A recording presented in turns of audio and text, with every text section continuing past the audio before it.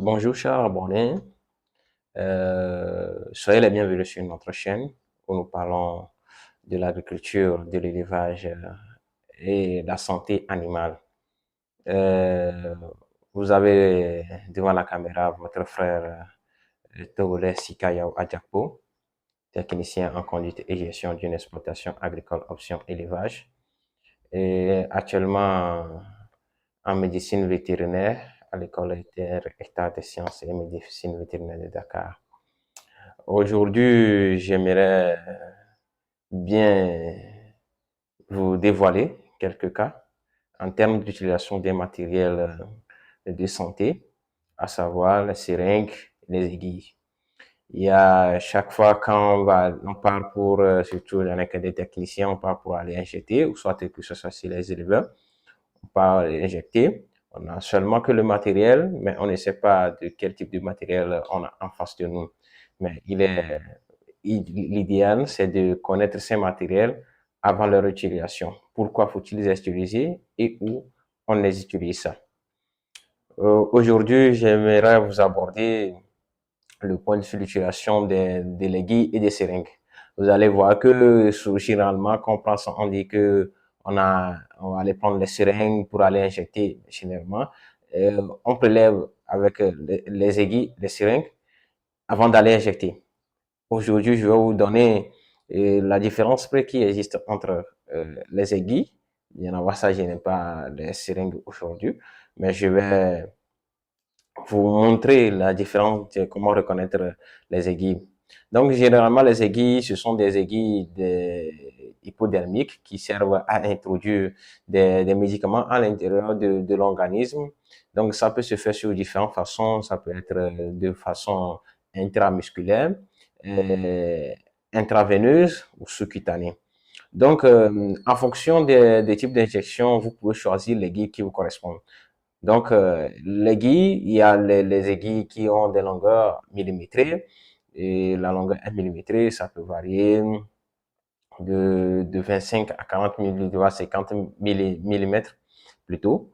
Et aussi, il y a les diamètres qui jouent selon le type d'injection. Et dans quel cas faut-il les utiliser? La diamètre des aiguilles est noté, bon, l'unité c'est en gauche, et vous allez voir que ça varie, généralement, l'aiguille, ça varie entre 14 et 27 gauches. Donc, une fois, autant plus que, comme on appelle la gauche est évolue et est plus grande, l'aiguille devient de plus en plus fine. La gauche est élevée, l'aiguille devient de plus en plus fine. Quand c'est trop bas, l'aiguille est plus grosse. Vous allez voir que dans le cas de l'élevage, les guides qu'on utilise souvent sont les guides bon, ça se situe entre, comme je l'ai déjà dit, 16 et 14 à, à 27 gauches. Donc, ces aiguilles, on les utilise pour différentes interventions.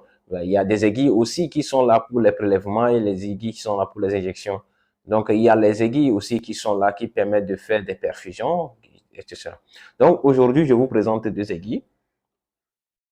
Donc, ce sont ces deux aiguilles-là. Je ne sais pas si vous les voyez. Ça, c'est l'aiguille, c'est une aiguille qui permet de faire des injections. Ça, c'est une aiguille de 21 gauches. Et c'est plus fine si je fais l'ouverture. Vous allez voir tout de suite que quand je vous montre là, l'aiguille là est tellement fine. Maintenant, la seconde aiguille que je vais vous présenter, c'est une aiguille de 16 gauches, une aiguille de 16 gauches. Vous allez voir que c'est plus grosse. Et la couleur aussi varie. Ici, cette aiguille est de couleur, la bouchon est de couleur rose et plutôt ceci est de couleur verte. Donc, il y a différentes, donc généralement, ce sont ces deux aiguilles-là qui permettent de faire des interventions en élevage. Donc, ça dépend de type d'injection que tu veux faire, que tu peux faire les injections intramusculaires, sous-cutanées, intraveineuses. Maintenant, ça, il y a un cas aussi qui joue, qui est très capital, c'est chez quelle espèce que tu vas intervenir. Voilà, c'est ce qui joue. Prenons le cas des bovins, les bovins, chez les bovins, les gros ruminants, je dis, les, tu ne peux pas prendre une aiguille de 21 gauche pour aller injecter chez un gros ruminant. Prenons d'abord, si nous prenons le cas de l'anatomie de l'animal, vous allez voir que nous prenons la peau, nous allons rentrer, après nous allons rentrer de laisser la morphose, nous rentrons à l'intérieur, vous allez voir que la peau est plus épaisse chez les gros ruminants, surtout chez les bovins, c'est très épais, pour qu'une aiguille de 21 gauche puisse perforer ça rapidement et faire une injection. Bien sûr, ça peut être favorable, mais ça serait un peu difficile qu'une aiguille de 21 gauche qui est plus fine, comme ça, puisse perforer rapidement et facilement et très abordement la peau d'un bovin.